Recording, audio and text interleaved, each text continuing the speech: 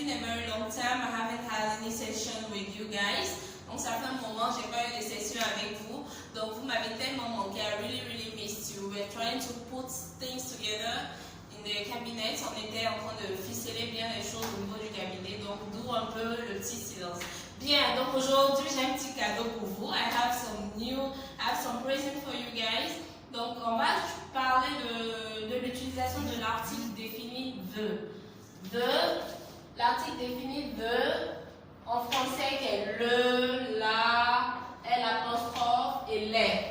Donc il faut savoir qu'en anglais, contrairement en français, l'utilisation de l'article défini the ne se fait pas de la même manière. Ok?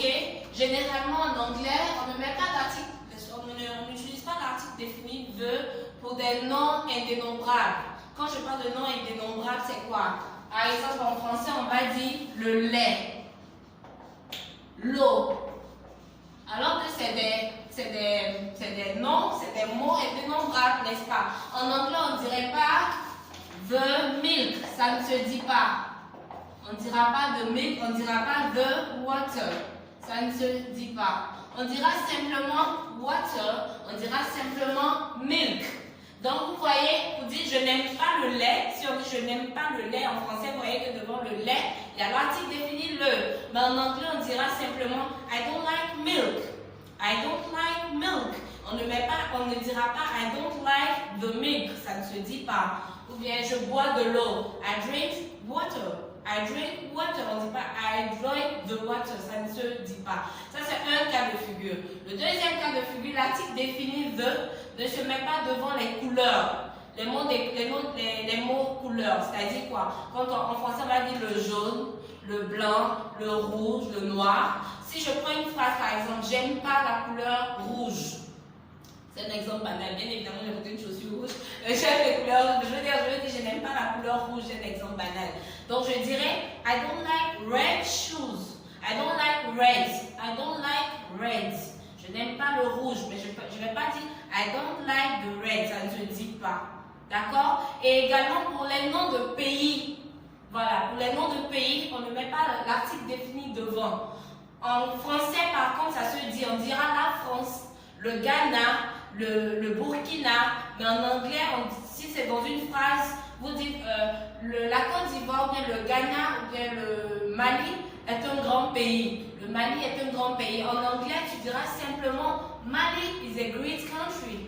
Mali is a great country. Tu ne diras pas the Mali, non. Donc devant les noms de pays également, the ne se met pas. Parce que ce constat est fait beaucoup chez les francophones. Tellement on aime faire les traductions littérales, on se dit que comme l'article défini the veut dire le, veut dire la, veut dire les, devant tous les mots où il y a un article également, ils mettent l'article. Or en anglais, ça ne s'applique pas partout. Donc on a parlé des noms indénombrables qui ne prennent pas d'article.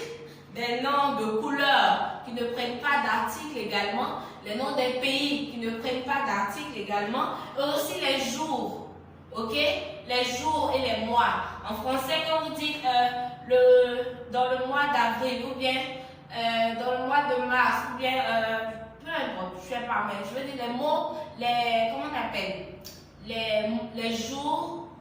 J'irai à Abidjan le lundi. En français, on dit j'irai à Abidjan le lundi. Vous voyez que devant le jour lundi, on met le. En anglais, ça ne se dira pas. Ça sera seulement I'll go to Abidjan on Monday. I will go to Abidjan on Monday. On ne dit pas on the Monday. Ça ne se dit pas. Donc devant les jours, pas d'article. D'accord? Et aussi devant les langues. Devant les langues. Et quand je parle de langue, je parle de français, l'anglais, l'espagnol, l'allemand et tout. Si je dis j'apprends l'anglais, vous voyez qu'en français j'apprends l'anglais, devant l'anglais il y a l'apostrophe. Vous voyez, l'article l'apostrophe. Si tu devais traduire littéralement, tu diras I learn the English. Mais ça ne se dit pas. On dit simplement I learn English. Vous voyez que devant la langue English, il n'y a pas the. Il n'y a pas l'article défini the. D'accord? Donc c'était juste ça pour aujourd'hui. Nous allons continuer cette session-là la semaine prochaine par la grâce de Dieu, si Dieu nous le permet. Donc, vous le savez, le cabinet English est un cabinet de langue qui est spécialisé dans tout ce qui est traduction de documents, service d'interprétariat. Nous donnons aussi des conseils, orientations pour les parents qui désirent envoyer leurs enfants dans des universités anglophones. Et également, nous organisons des séjours linguistiques. Là, dans le mois de janvier, nous aurons notre séjour linguistique qui va se passer à Accra pour 2 semaines. Et là, nous avons presque clôturé les inscriptions. Il reste juste quelques places. 2 ou 3 places qui restent. Donc, tous ceux qui sont intéressés par ce séjour, vous pouvez juste nous contacter ou passer au cabinet. Nous contacter au 58 93 38 13 ou au 03 17 63 28 ou vous nous envoyez simplement un mail à Even English, comme ça, Even English 48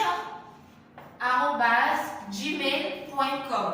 evenenglish48@gmail.com. D'accord? Il faut savoir que c'est un séjour linguistique où il y aura plusieurs activités. Le package comprend les cours intensifs d'anglais, les visites guidées, les repas, l'hébergement, le billet d'avion aller-retour, des activités lucratives. Ça sera very amazing. Donc, vous ne devez pas rater ce séjour linguistique-là.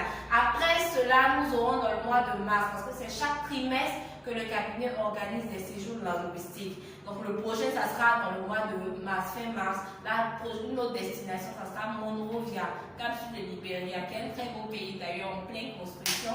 Donc, un endroit à visiter.